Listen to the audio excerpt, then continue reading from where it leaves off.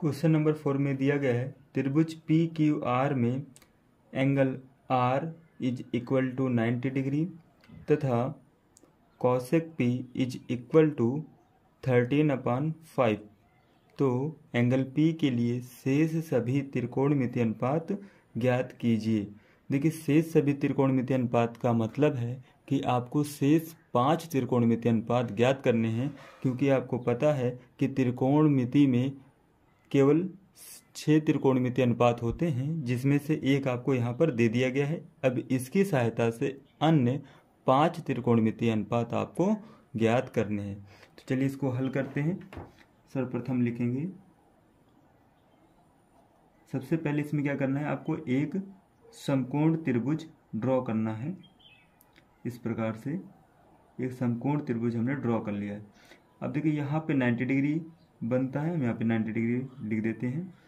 अब इसमें कहा गया 90 डिग्री क्या है, आर है, तो यहाँ पे हम लिखेंगे आर को 90 डिग्री। अब बचा आपके पास, देखिए आर हो गया पी और क्यू। तो पी आप चाहे यहाँ पे लिख दीजिए और चाहे यहाँ पर लिख दीजिए, लेकिन आपको आसान हो इसको हल करने में, इस वजह से पी को यहाँ पे लिखिए और क्यू को यहाँ पे, क्योंकि पी की सहायता से ही आपको ज्ञात करना है। एंगल पी के लिए निकालना है आपको शेष त्रिकोणमितीय अनुपात। अगर यहाँ पे पी रहेगा तो इसको आधार माना जाएगा और इसको लंब माना जाएगा, लेकिन अगर आप पी को यहाँ पे लिख देंगे और पी के लिए आपको शेष त्रिकोणमितीय अनुपात ज्ञात करना है, तो पी के अकॉर्डिंग यहाँ पर अगर पी लिख देंगे आप, तो इसको आधार माना जाएगा और इसको लंब माना जाएगा, तो वैल्यू उल्टी हो जाएगी। तो आपने यहाँ पे पी लिख दिया, यहाँ पर क्यू लिख दिया और यहाँ पे आर। तो ये आपका क्या हो गया, समकोण त्रिभुज ड्रॉ हो गया है। इसको हम कर्ण बोलते हैं, यहाँ पे लिख दीजिए कर्ण है। ये क्या है, लंब है और ये आधार है।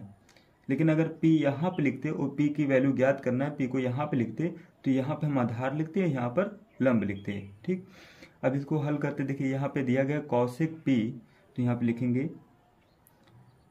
Cosec P is equal to 13/5।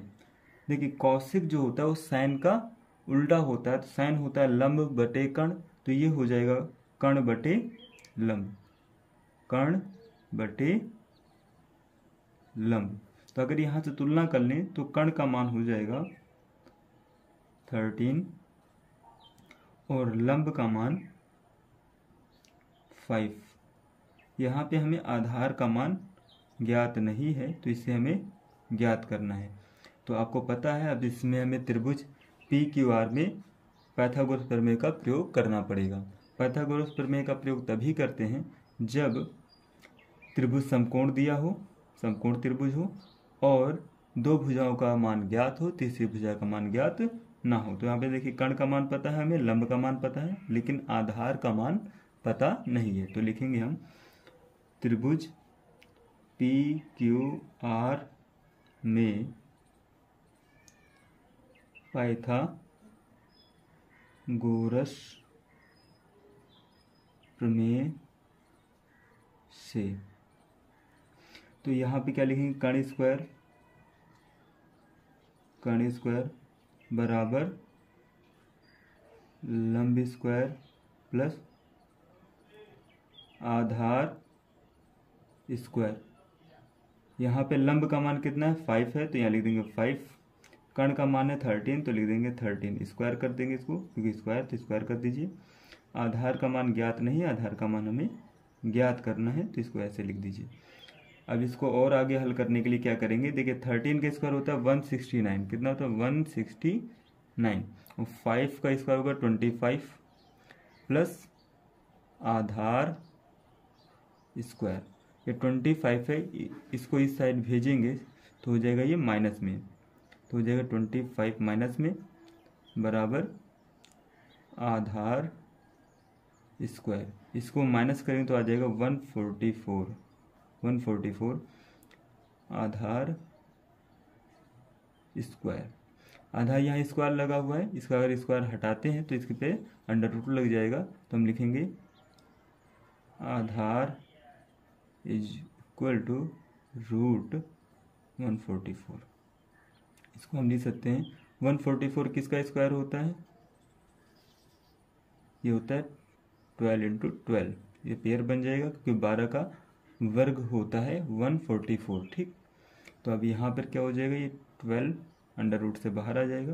तो आधार का मान आपको यहाँ पर ज्ञात हो गया कि आधार का मान कितना है, 12 है। ओके, अब क्या करना है कि इसकी सहायता से, क्योंकि आपको यहाँ पे कौशिक पे एक त्रिकोणमितीय अनुपात दिया गया है, 5 त्रिकोणमितीय अनुपात और ज्ञात करने, तो हम पहले लिखते हैं साइन पी का मान ज्ञात करते हैं। तो साइन पी बराबर क्या होगा, लंब बटे कर्ण। तो लंब बटे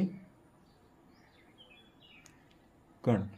अब यहाँ पे लंब का मान कितना है, देखिए लंब का मान है 5 और कर्ण का मान कितना है 13। तो यहाँ लिखेंगे 5/13। इस साइन पी का मान आपको यहाँ पे ज्ञात हो गया है, क्योंकि आपको पता है कौशिक पी का जस्ट उल्टा होता है साइन, और साइन का उल्टा है कौशिक। तो देखिए मान भी क्या उल्टे आ रहे हैं, देखिए 13/5 है और ये 5/13 है। ठीक, इसी प्रकार से जो शेष 4 त्रिकोणमितीय अनुपात बचे उसको भी हम ज्ञात कर लेते। देखिए एक हमने यहाँ पे निकाल लिया, एक यहाँ पे दिया ही गया था, अब 4 और बचे हुए हैं। तो अब इसके बाद हम लिखते हैं कॉस पी। कॉस पी बराबर क्या हो जाएगा, आधार बटे कर्ण, ये फार्मूला होता है। तो आधार का मान यहाँ पे कितना ज्ञात किया हमने, 12 और कर्ण का मान 13। तो ये हो गया कॉस पी का मान 12/13। इसके बाद क्या निकाल लेते हैं हम, कॉट का मान, साइन हो गया, कॉस हो गया, उसके बाद हम 10 का निकालते हैं। पहले लिखते हैं 10 पी इज इक्वल टू क्या होता है, लंब बटे आधार। तो लंब का मान कितना है यहाँ पे देखिए 5 है और आधार का मान 12, लिखेंगे 5/12। ये 10 पी का मान हो गया है। इसी प्रकार से अब साइन कॉस 10 निकल, अब कॉट ज्ञात कर लेते हैं। Cot P is equal to, ये 10 का उल्टा होता है, तो ये 10 था लंब बटे आधार, तो ये हो जाएगा आधार बटे लंब, आधार बटे लंब। तो आधार का मान कितना है यहाँ पे देखिए 12 है और लंब का मान है 5। तो ये हो गया कॉट पी का मान। इसी प्रकार से सेक पी और कौशिक पी का भी मान ज्ञात करेंगे। लिखेंगे सेक पी, सेक जो होता है वो किसका, कॉस का उल्टा होता है। ये कॉस है आधार बटे कर्ण, तो सेक पी हो जाएगा कर्ण बटे आधार।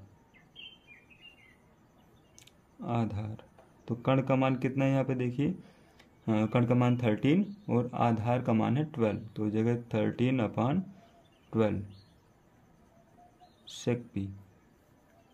तो देखिए सेक का मान भी निकल गया, उससे कॉस का उल्टा होता है। देखिए कॉस का मान कितना था, कॉस पी का मान 12/13, तो यहाँ पे जस्ट इसका उल्टा हो गया सेक पी, ये हो गया है 13/12। आपका देखिए साइन हो गया sine P, cos P, 10 cot sec और ये cosec, sine cos 10 cot sec और ये लास्ट कॉसेक। तो 6 त्रिकोणमितीय अनुपात ज्ञात हो चुके हैं।